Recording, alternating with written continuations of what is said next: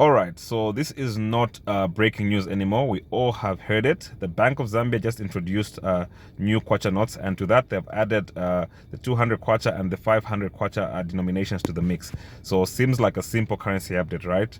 Well, not so fast. There's a lot more going on behind the scenes. So let's just break that down real quick. So what is the goal exactly here? So number one, it's better currency quality and security, of course. So the old notes are getting worn out and counterfeiting is becoming easier. So new designs and added security features will make it harder to fake, right? Secondly, you're talking about transaction efficiency. So carrying huge wads of 100 kwacha notes is a struggle. So these new notes make big transactions smoother, right? And thirdly, the aim here is also to bring cash into the banking system. So if you're holding stacks of cash under the mattress, the central bank just made life a lot harder or a lot tricky for you. So what does this mean generally for you and me? So if you're a regular folk like yourself and myself, no stress. Just exchange your old notes at the bank.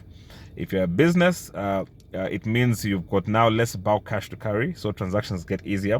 Of course, there'll be minor inconveniences such as ATMs and tills might need some adjusting, but of course that's nothing crazy. And now, so who's in trouble here? So if you have been avoiding banks for reasons like tax evasion or illegal deals, things just got tricky. So people with large stashes of old cash would have to deposit it. But banks, of course, will start asking questions like, where did this money come from? Of course, right? Secondly, the black market currency dealers will need to liquidate fast or face losses, right? So some could try to launder it through fake business transactions, maybe gambling or smurfing, meaning breaking it into smaller deposits across different accounts. Then also the corrupt officials and criminals who are holding onto dirty cash too long means it turns into monopoly money. So if they move too much at once, it raises red flags. If they hold on to the old currency for too long, it becomes worthless. So definitely monopoly money. So yeah, panic mode activated. But what's the economic impact? So definitely more banking activity. So the formal economy wins here.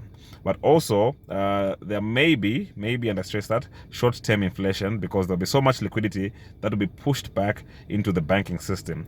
Some people might rush to convert old cash into US dollar or properties or goods, right? Also, you should expect FIC, the Financial Intelligence Center, and ZRA to be watching out for unusual transactions. If you cannot justify your source of funds, you risk tax audits and even prosecution. Then there might be some market disruptions here and there. So informal businesses and maybe informal currency traders might struggle for a bit. So what happens next? So of course, banks might tighten cash deposit rules in the short term or in the period of conversion. Then also the black market might be very active. Expect high demand for US dollars on the streets, right? Then also there may be random property and car buying sprees. So yep, you have to watch out for those.